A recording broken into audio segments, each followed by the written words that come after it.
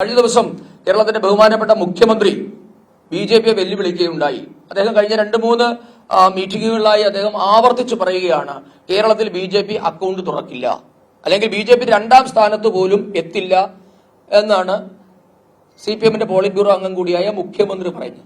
കഴിഞ്ഞ ദിവസം മറ്റൊരു അവരുടെ അഖിലേന്ത്യാ സെക്രട്ടറി പോളിറ്റ് ബ്യൂറോ അംഗമായ സീതാറാം യെച്ചൂരി പറഞ്ഞത്, കേരളത്തിൽ CPM-ന് എത്ര സീറ്റ് കിട്ടുമെന്ന് പറയാൻ ഞാനൊരു ജ്യോതിഷിയല്ല എന്നാണ് യെച്ചൂരി പറഞ്ഞത്. അപ്പൊ എങ്ങനെയാണ് മുഖ്യമന്ത്രിക്ക് കേരളത്തിൽ ബി.ജെ.പി അക്കൗണ്ട് തുറക്കില്ല എന്ന് ഇത്ര ഉറപ്പിച്ചു പറയാൻ സാധിക്കുന്നത്? എന്താണ് മുഖ്യമന്ത്രി ഇത് സംബന്ധിച്ച് കോൺഗ്രസുമായി ഉണ്ടാക്കിയിട്ടുള്ള ഡീൽ എന്ന് കേരളത്തിലെ ജനങ്ങളോട് വ്യക്തമാക്കണം. കേരളത്തിൽ ബി.ജെ.പി നിരവധി സീറ്റുകളിൽ വിജയിക്കുമെന്ന് ഞങ്ങൾ ഉറപ്പിച്ചു പറയുകയാണ്, ഞങ്ങൾ ആവർത്തിച്ചു പറയുകയാണ്. അത് തടയാമെങ്കിൽ മുഖ്യമന്ത്രി തടയട്ടെ. പക്ഷെ എങ്ങനെയാണ് ഒരു തെരഞ്ഞെടുപ്പ് നടക്കുന്നതിന് മുൻപ് ജനാധിപത്യത്തെ അട്ടിമറിക്കുന്ന തരത്തിലുള്ള ഒരു ഡീൽ മുഖ്യമന്ത്രി ആരുമായി ഏർപ്പെട്ടു എന്നറിയാൻ കേരളത്തിലെ 3.5 കോടി ജനങ്ങൾക്ക് അവകാശമുണ്ട്. എന്തടിസ്ഥാനത്തിലാണ് മുഖ്യമന്ത്രി ബി.ജെ.പി ജയിക്കില്ല എന്ന് പറയുന്നത്? മുഖ്യമന്ത്രിക്ക് എന്തുറപ്പാണ് കിട്ടിയത്? ആരാണ് മുഖ്യമന്ത്രിക്ക് ഉറപ്പ് നൽകിയത്? ഇപ്പോ നാം സംസാരിക്കുന്നത് തിരുവനന്തപുരത്ത് എന്താണ് CPI-ന്റെ നിലപാട്? തിരുവനന്തപുരത്തും തൃശൂരും അടക്കമുള്ള ബി.ജെ.പി ജയിക്കാൻ 100% സാധ്യതയുള്ള സീറ്റുകളിൽ CPI മത്സരിക്കുന്നത് കൊണ്ട് കോൺഗ്രസുമായി CPM ഡീൽ ഉണ്ടാക്കിയോ എന്ന് മുഖ്യമന്ത്രി വ്യക്തമാക്കണം. അതല്ലേ മുഖ്യമന്ത്രി പറഞ്ഞതിന്റെ അർത്ഥം, കേരളത്തിൽ ബി.ജെ.പി ജയിക്കില്ല എന്ന്? അപ്പൊ അതുകൊണ്ട് മുഖ്യമന്ത്രി അത്തരത്തിലുള്ള അവകാശവാദങ്ങൾ നടത്തുന്നത് തെരഞ്ഞെടുപ്പിന് മുൻപ് തന്നെ വോട്ട് കച്ചവടം നടത്തുന്നു എന്നതിന്റെ ലക്ഷണമാണ്. ഇതിനോടുള്ള നിലപാട് CPI വ്യക്തമാക്കണം. പിന്നെ അദ്ദേഹം കഴിഞ്ഞ ദിവസം പറഞ്ഞത് എന്താണ് മോദി സർക്കാർ ചെയ്തത്? പ്രോഗ്രസ് കാർഡ് മുന്നോട്ട് വെച്ച് തെരഞ്ഞെടുപ്പിനെ നേരിടാൻ തന്റെ ഇടമുണ്ടോ എന്നാണ് മുഖ്യമന്ത്രിയുടെ ചോദ്യം. ഞാൻ ആ വെല്ലുവിളി ഏറ്റെടുക്കുകയാണ്. പാർട്ടിയുടെ സംസ്ഥാന വക്താവ് എന്ന നിലയിൽ മുഖ്യമന്ത്രി ചോദിക്കുന്ന ഏത് ഫാക്ട്സ് ആൻഡ് ഫിഗേഴ്സും പറയാൻ ബി.ജെ.പി തയ്യാറാണ്.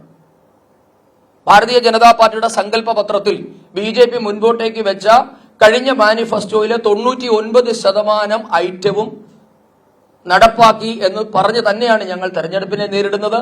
ഇനി മുഖ്യമന്ത്രിക്ക് എന്തെങ്കിലും സംശയമുണ്ടെങ്കിൽ മോദി സർക്കാരിന്റെ ഭരണത്തിൽ കേരളത്തിന് എന്ത് കിട്ടി എന്ന് മുഖ്യമന്ത്രിക്ക് അത്ര വ്യക്തമായി അറിയണമെന്ന് ആഗ്രഹമുണ്ടെങ്കിൽ അതിന്റെ കണക്ക് പറയാൻ ഞങ്ങൾ തയ്യാറാണ്.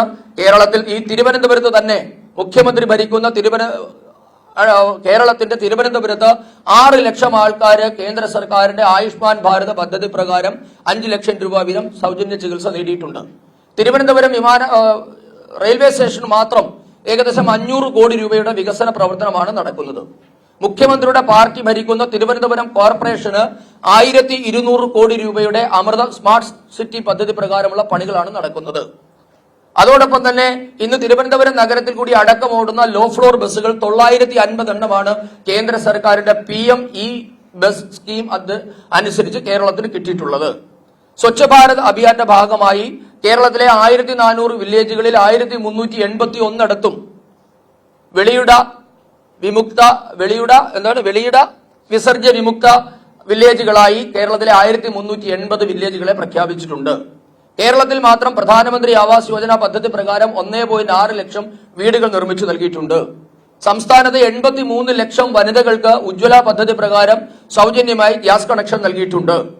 സംസ്ഥാനത്ത് മരുന്നുകൾ 90% വിലക്കുറവിൽ ലഭിക്കുന്ന ജൻ ഔഷധി കേന്ദ്രങ്ങൾ 1000 എണ്ണം കേന്ദ്ര സർക്കാർ അനുവദിച്ചിട്ടുണ്ട്.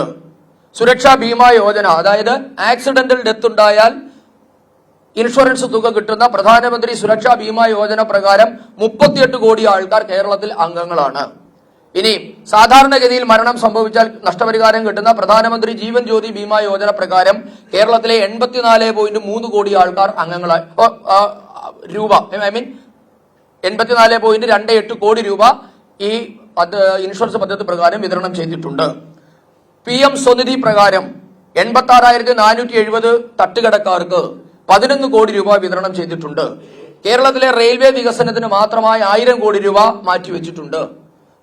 മുഖ്യമന്ത്രിയുടെ മരുമകൻ ക്രെഡിറ്റ് അവകാശപ്പെടുന്ന കഴിഞ്ഞ 49 വർഷമായി മുടങ്ങിക്കിടന്ന മാഹി ബൈപ്പാസ്, 41 വർഷമായി മുടങ്ങിക്കിടന്ന ആലപ്പുഴ ബൈപ്പാസ്, 40 വർഷമായി മുടങ്ങിക്കിടന്ന കൊല്ലം ബൈപ്പാസ്, ഇവയൊക്കെ യാഥാർത്ഥ്യമാക്കിയിട്ടുണ്ട്.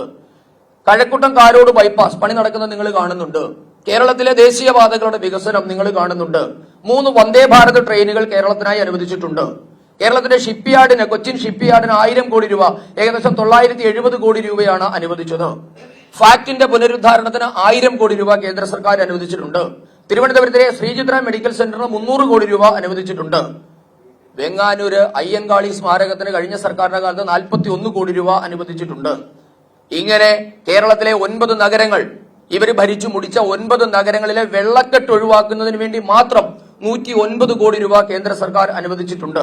ഇങ്ങനെ പറയാൻ നിരവധി കാര്യങ്ങളുണ്ട്. മുഖ്യമന്ത്രിക്ക് വേണമെങ്കിൽ അദ്ദേഹത്തിന് ഇത് എത്തിച്ചു കൊടുക്കാൻ BJP തയ്യാറാണ്. അതുകൊണ്ട് മുഖ്യമന്ത്രി ഇത്തരത്തിലുള്ള കള്ളപ്രചരണങ്ങളും വ്യാജ വാഗ്ദാനങ്ങളും നിർത്തി മെറിറ്റ് അടിസ്ഥാനത്തിൽ BJPയെ നേരിടണം. അതോടൊപ്പം തന്നെ ഈ ദേശീയ സുരക്ഷയെ ബാധിക്കുന്ന വിഷയങ്ങളിൽ കോൺഗ്രസിന്റെയും CPM-ന്റെയും നിലപാടറിയാൻ BJPക്ക് താല്പര്യം.